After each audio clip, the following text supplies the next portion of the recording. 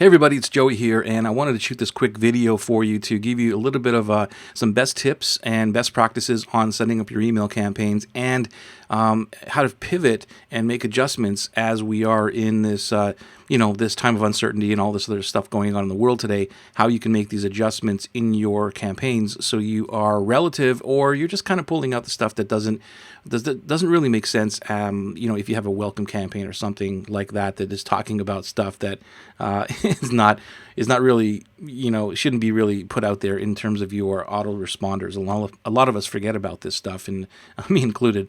So here's what I do. I usually, first of all, I'm in my partner account here, and there's nothing here in terms of data and major copy or anything. This is just what I use when I'm sharing this and showing this with my clients and helping them build their stuff out. So if you see that, that's the reason why.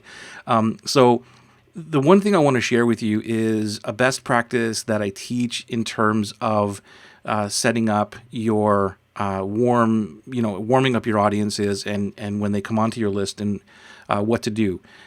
So the first thing that happens is I'm going to just go into a pipeline here for a second. And again, there's nothing here, but these are just example thingies. And let's say this is your freebie, your lead magnet. You can see here that there's a freebie email sequence. And what I do here is when people jump onto this freebie email sequence, then they immediately get, maybe one or maybe two emails that just says, here, download your thing. It just says welcome, and this is this is what you requested and all this other kind of stuff. So it's basically only for the lead magnet. It's only about that lead magnet. And what I see some people do is they put in their whole welcome thing in these emails, like say, hi, my name is Joey, I'm Strategic Business Academy, and I help people do this, blah, blah, blah, and here's your free lead magnet, and by the way, and by the way, and by the way, right? You can do that, but if what you're doing is then if you had to edit all that and you had 10 different lead magnets, you'd have to go in and edit all of that stuff. So the best practice would be to send them to a welcome sequence, right? And this is probably old news to you, but follow me here, as the reason I'm recording this is because you want to be able to pivot that welcome sequence right now. So let's say that we are in that freebie email sequence, right? And you are sending them to let me go back to my email campaigns. You are sending them to a welcome sequence. So if we open this freebie email sequence, which is what I just showed you in the pipeline, and we look at the settings up here, there is a trigger, right, that says when this is finished to send them to my welcome email campaign, right? So in this email sequence, this is the welcome email sequence, and everybody goes through this email sequence. So you can imagine that if this is one of those email sequences that I've written, a welcome sequence that's talking about, I don't know, life is great and I'm on a beach, and you could do the same thing or whatever that is, it probably wouldn't do well if I send this out in the state that we are in today, with people being a little bit more challenged and stuff like that, right? So you want to be a little bit more empathetic and a little bit more understanding, and just adjusting what you're sending out in terms of the welcome campaign. So if you've got this set up where you've got your main welcome, your main introduction to who you are, this is awesome, right?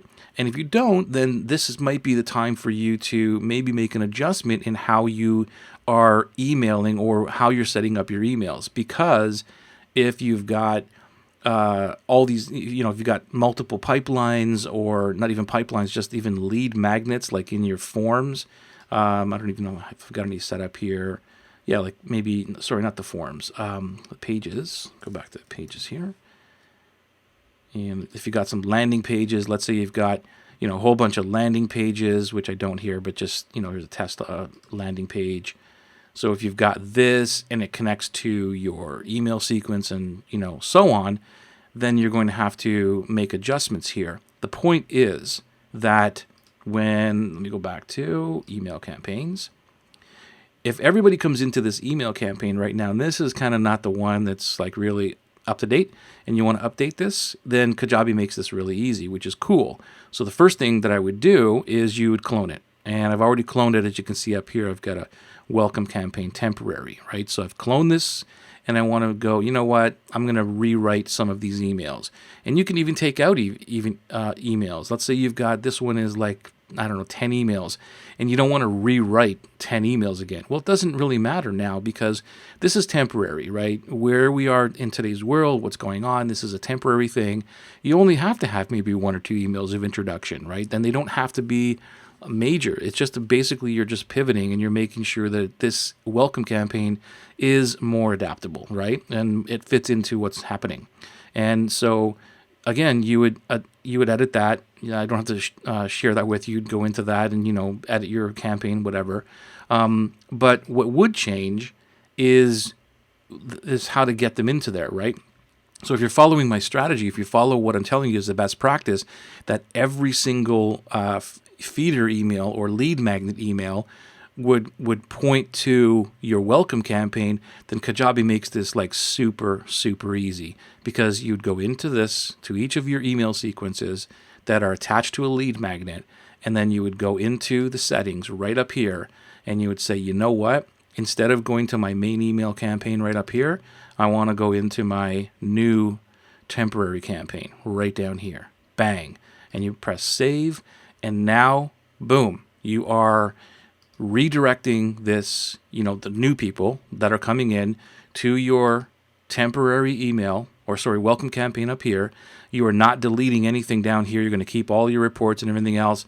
You're going to get all of your data up here, and everything is cool. So that's one of the reasons, another reasons why I like to send nurture campaigns or anything that's extended beyond the lead magnet into separate campaigns, because we can get reports and data and all that stuff. Obviously, I don't do it in this campaign, or sorry, this account, because there's nothing here, but that is the reason why.